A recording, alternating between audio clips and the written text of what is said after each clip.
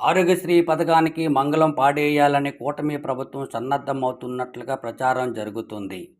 వాళ్ళ కార్యాచరణ పక్కాగా అమలు కావాలంటే జగన్మోహన్ రెడ్డిని టార్గెట్ చేయాలి.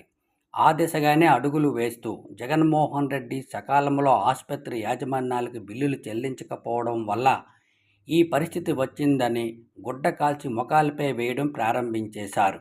అలాగే ఆరోగ్యశ్రీకి డబ్బులు లేవు, ఆసుపత్రులకు బిల్లులు రావడం లేదు, రోగులకు చికిత్సలు అందడం లేదు.